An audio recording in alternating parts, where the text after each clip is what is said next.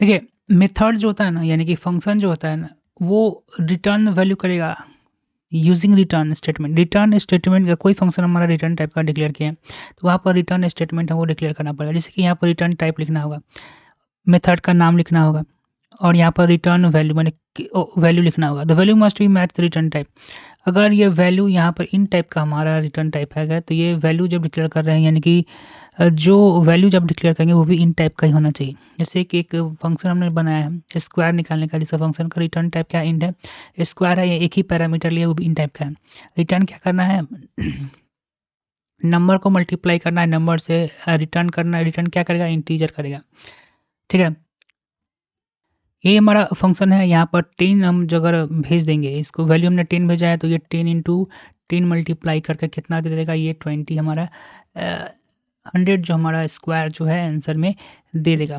यहाँ पर हमने उसका एक वैल्यू बनाया है रिजल्ट, और रिजल्ट में क्या किया है, स्क्वायर 10 स्क्वायर लेकर फंक्शन को कॉल करवा दिया है। ठीक है ना, तो ये आउटपुट हमको कितना भेज देगा, 10 भेज देगा। और एक चीज़ और ध्यान दीजिएगा कि रिजल्ट में जो स्टोर करवा रहे हैं वो भी रिटर्न टाइप जो हमारा देखिए वो इन टाइप का ही होना चाहिए। ठीक है ना, तो इस पर ध्यान देना होगा हम लोगों को। अगर हमारा फंक्शन जो है कोई भी रिटर्न टाइप नहीं कर रहा है, तो वहाँ पर हम लोग जो है वाइड कीवर्ड यूज़ करते हैं। जैसे यहाँ देखो वाइड कीवर्ड हम लोग यूज़ किए हैं। इफ मेथड जो है कोई भी रिटर्न टाइप नहीं होगा, तो हम वाइड की हम लोग यूज़ करेंगे। जैसे देखो वाइड रिटर्न पॉइंट सिर्फ एग्जीक्यूशन करेगा।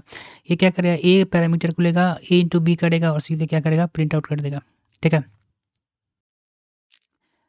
अब पैरामीटर क्या है कि वो वैल्यू जो फंक्शन के अंदर हम भेजते हैं, यानी कि फंक्शन जो है एक्सेप्ट करता है, उसको पैरामीटर कहते हैं। जो रिटर्न टाइप लिखते हैं, मेथड लिखते हैं, उसका पैरामीटर जो जितना है उसका एग्जीक्यूशन ऑफ कोड लिखते हैं। जैसे यहाँ पे देखिए एक रिटर्न टाइप हमारा इंटीजर है, फंक्शन का नाम ऐड है, दो पैरामीटर ए बी, और रिटर्न हम लोग कर रहे हैं ए प्लस बी को जोड़कर रिटर्न कर दो। इसको कॉल कैसे कैसे इस मेथड को कैसे कॉल करेंगे, पैरामीटर के साथ। तो 25 और 15 को दोनों को क्या करेंगे, पासिंग की है, इसी को जो जो वैल्यू हम पास करते हैं उसको आर्गूमेंट कहेंगे। ये 25 5 यहाँ चला जाएगा, दोनों ऐड हो जाएगा, और जहाँ पर रिजल्ट हमने डिक्लेयर किया वहाँ पर जाके क्या होगा, ये स्टोर हो जाएगा। तो यहाँ पर जो है ना फंक्शन में कोई भी पैरामीटर नहीं, सिर्फ एग्जीक्यूशन ऑफ कोड है, तो ये कोई रिटर्न पैरामीटर करेगा ही। इसमें सीधे कोई एग्जीक्यूशन ऑफ कोड नहीं है। ठीक है, तो पैरामीटर कुछ लेगा नहीं, बिता नो पैरामीटर डिक्लेयर किया है। अगर कोई फंक्शन जो है पैरामीटर के साथ डिक्लेयर किया गया है, तो यहाँ पर हमको वैल्यू को क्या करना पड़ता है, सेंड करना पड़ता है। ठीक है, यहाँ पर देखो हमने कोई पैरामीटर्स को है जो नहीं, इसके अंदर कोई पैरामीटर बिना पैरामीटर के हमने फंक्शन को कॉल किया, यहाँ पर सेमीकोलन छोड़ दिया। ठीक है, तो यहाँ दो तरीके का फंक्शन यहाँ पर एक कोई भी ना पैरामीटर का एक फंक्शन डिक्लेयर किया है। ठीक है ना, यहाँ पे एक पैरामीटर के साथ जो है फंक्शन किया, दोनों वाइड टाइप का है, एक डिस्प्ले 1 है, डिस्प्ले 2 है। यहाँ पर क्या किया है, ऑब्जेक्ट क्रिएट किया है, ओबीजी मेन टाइप का है, न्यू मेन में। और पहला में एक बिना पैरामीटर के सेंड किया, क्योंकि यहाँ कोई पैरामीटर है नहीं, तो यहाँ पर सिर्फ प्रिंट हो जाएगा मेथड विदाउट पैरामीटर। दूसरा में देखिए 24 हम लोग भेजेंगे क्योंकि एक पैरामीटर के साथ, तो यहाँ पर 24 जो है प्रिंट आउट हो जाएगा।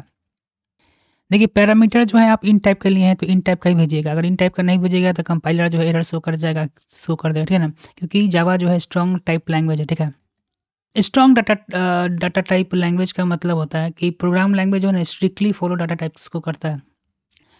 तो फंक्शन कॉलिंग के दौरान जो हमने 24 क्या किया था, सेंड किया था डिस्प्ले 2 में, वो उसको हम लोग एक्चुअल आर्गूमेंट कहते हैं। ठीक है, और जो फंक्शन के अंदर जो हमने पैरामीटर डिक्लेयर किया था ए, उसको हम लोग क्या कहते हैं, एक्चुअल फॉर्मल आर्गूमेंट कहते हैं। और 24 को हम लोग क्या करेंगे, एक्चुअल आर्गूमेंट करेंगे, इसको हम लोग फॉर्मल आर्गूमेंट कहेंगे।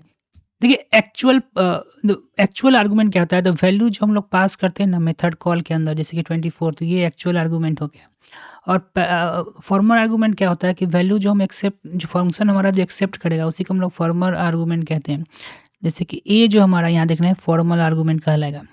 यह नोट करने के लिए बात है कि actual argument and formal argument का अंदर दोनों क्या होना चाहिए, टाइप यानी डेटा टाइप जो है दोनों का सेम होना चाहिए।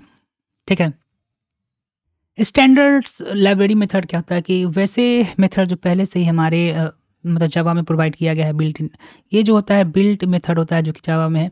जैसे कि स्क्वायर निकालने के लिए मेथड है मैथ डॉट स्क्वायर 4, जो रिटर्न हमारा करेगा 4, और सिस्टम डॉट प्रिंट हेलो, जो कि प्रिंट करने का काम आता है स्ट्रिंग को। स्क्वायर मेथड जो हमारा है जो मैथ्स क्लास का है, और प्रिंट जो है वो है Java dot IO dot print stream का। यूज़ की एडवांटेज की बात करें तो कोड रीयूज़ेबिलिटी यानी बार-बार जो हम लोग वंस एक बार लिख लीजिए मल्टीपल टाइम जो फंक्शन को कॉल कर सकते हैं, जैसे स्क्वायर निकालने का फंक्शन जो है। एक बार बना लिया और बहुत कितने बार हम फंक्शन को यूज़ कर सकते हैं। Reuse the gate square to calculate the square of multiple numbers का हम स्क्वायर इसे निकाल सकते हैं। इसका रीडैबिलिटी और डिबगिंग को आसान करता है, हमारे कोड को क्या करता है ऑर्गेनाइज़ करता है और आसानी से समझने में मदद करता है। जैसे यहाँ पर एक हमने लूप की मदद से जो है स्क्वायर फंक्शन को बार-बार कॉल किया है। और ये जो है बार-बार जो है रिज़ल्ट में स्क्वायर लोड होगा और यहाँ पर फंक्शन ये जो है कॉल करेगा। ये सब जो आप देख रहे हैं, क्विक रिवीजन एक बार हम लोग कर लेते हैं। रिटर्न टाइप जो हमारा है, ये इंट वाइड होगा, ठीक है ना? ये हमारा रिटर्न टाइप होता है। पैरामीटर जो वैल्यू हम लोग पास करते हैं मेथड में, एक्चुअल आर्गुमेंट जो कॉलिंग के समय मेथड में फंक्शन को पास करते हैं उसको एक्चुअल आर्गुमेंट कहते हैं, ठीक है? जो फंक्शन जो वैल्यूज़ डिक्लेयर करता है डेफिनिशन में उसको हम लोग फॉर्मल आर्गुमेंट कहते हैं। स्टैंडर्ड मैथ्स डॉट स्क्वायर या सिस्टम डॉट प्रिंट ये सब स्टैंडर्ड फंक्शन है।